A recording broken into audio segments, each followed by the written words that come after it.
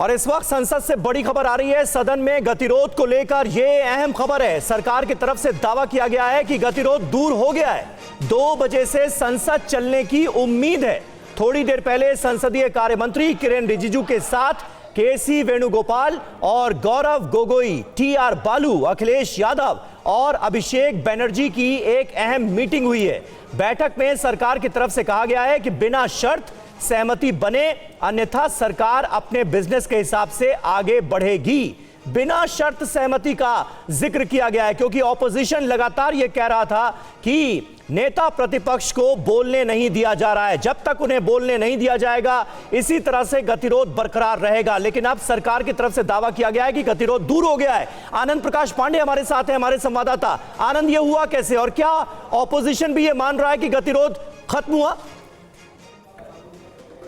देखिए, स्पीकर के साथ विपक्ष के नेताओं की बैठक हुई और उसके बाद जो संसदीय कार्य मंत्री किरेन रिजिजू उनके साथ विपक्ष के नेताओं की बैठक हुई, जिसमें इस बात पर सहमति बनी कि 2 बजे से लोकसभा की कार्रवाई को चलाया जाए क्योंकि बजट पर चर्चा शुरू करनी है। बजट पर चर्चा आनंद इस वक्त एक और अहम खबर सामने आ रही है। स्पीकर ओम बिरला के खिलाफ कांग्रेस ने अविश्वास प्रस्ताव का नोटिस दिया है। देखिए, कल ही ये खबर टीवी9 भारतवर्ष ने ब्रेक की थी कि अविश्वास प्रस्ताव का नोटिस दिया जाएगा। ऑपोजिशन ने इसे लेकर पूरी रणनीति तैयार कर ली है और अब जानकारी मिल रही है कि कांग्रेस पार्टी की तरफ से लोकसभा महासचिव को नोटिस सौंपा गया है। पक्षपात का आरोप लगाया गया था लोकसभा के स्पीकर ओम बिरला पर। ऑपोजिशन की तरफ से कांग्रेस पार्टी ने यह आरोप लगाया और उसके बाद ऑपोजिशन के बाकी दलों ने भी इसका समर्थन किया था। अब कांग्रेस पार्टी ने अविश्वास प्रस्ताव का नोटिस दिया है। ये इस वक्त की ताजा और बड़ी खबर सामने आ रही है।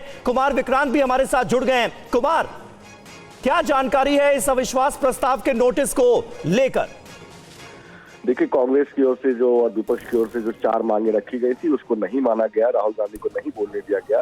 इसके बाद कांग्रेस और विपक्ष ने तय किया कि वो जो अविश्वास प्रस्ताव है वो सेक्रेटरी जनरल लोकसभा को सौंपेंगे और तकरीबन 1 बजे के सुरेश और मोहम्मद जावेद जो कांग्रेस के सांसद हैं वो लोकसभा सेक्रेटरी के कमरे में गए, सेक्रेटरी जनरल के चैम्बर में, और वहां पर 1:14 पर जो इस रूल है 1994C रूल के तहत उन्होंने ये लोकसभा महासचिव को जो अविश्वास प्रस्ताव है वो सौंप दिया। इसमें तकरीबन 118 सांसद साइन किए हुए हैं। 100 सांसदों के साइन की आवश्यकता होती है जो कि पूरी होती है।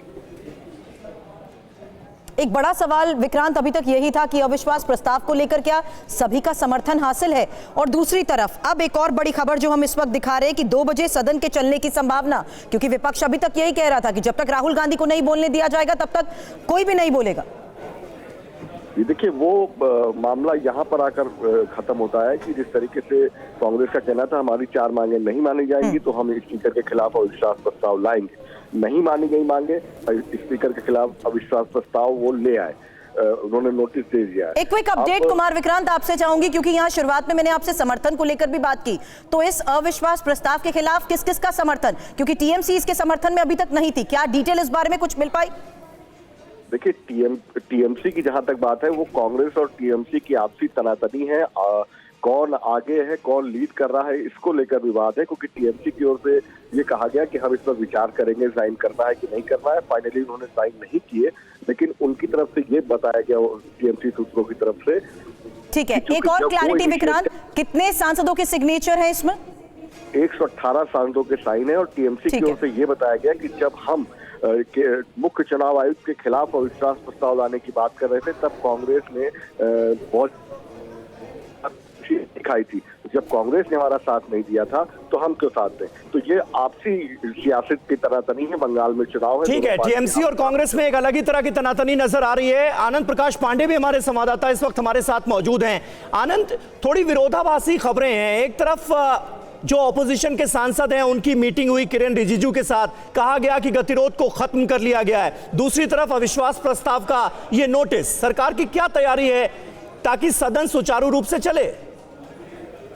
देखिए, सरकार ने साफ कह दिया था आज जब मीटिंग हुई कुछ देर पहले उसमें कि अगर आप लोग चर्चा में हिस्सा नहीं लेते, व्यवधान उत्पन्न करते हैं, तो सरकार रुकेगी नहीं। सरकार जो है अपना जो बिजनेस कंप्लीट करेगी, नहीं कामकाज को 2 बजे चलाया जाएगा। तो ऐसे में कांग्रेस के ऊपर भी दबाव था, क्योंकि टीएमसी जो है एक इंडिया ब्लॉक की मुख्य घटक दल है। तो ऐसे में टीएमसी ये चाहती थी कि सदन में अपोजिशन पार्टिसिपेट करे, क्योंकि पश्चिम बंगाल में चुनाव होने, और टीएमसी चाहती थी कई मुद्दे ऐसे हैं जो सदन में उठाना चाहती है।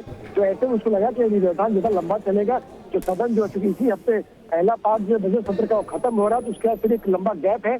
तो टीएमसी को लग रहा था कि इस व्यवधान में जो तमाम जो मुद्दे हैं, जो पश्चिम बंगाल से रिलेटेड मामले हैं, उसको सरकार के खिलाफ नहीं उठा पा रही है। तो वो भी चाहती थी कांग्रेस चर्चा में पार्टिसिपेट करे, चर्चा को शुरुआत की जाए। तो इसके बाद ये बीच का एक रास्ता निकला कि कांग्रेस पार्टी जो है वो लोकसभा के स्पीकर के खिलाफ नोटिस देगी, और दूसरी तरफ चर्चा के लिए भी तैयार हो जाएगा। तो ऐसे में बीच का एक रास्ता निकला है। कांग्रेस ने लोकसभा स्पीकर के खिलाफ जो नोटिस था अविश्वास प्रस्ताव को वो महासचिव को दे दिया। दूसरी तरफ कांग्रेस ने भी रजामंदी दे दी है कि चर्चा शुरू करने के। तो ऐसे में 2 बजे से हमें जानकारी मिली है कि 2 बजे से लोकसभा में बजट पर चर्चा शुरू होगी। और ठीक है, तो स्पीकर ओम बिरला के खिलाफ अविश्वास प्रस्ताव का नोटिस दिया गया है और कुल 118 सांसदों ने इस नोटिस पर दस्तखत किए हैं, हस्ताक्षर किए हैं। ये इस वक्त की ताजा जानकारी हमारे पास आ रही है।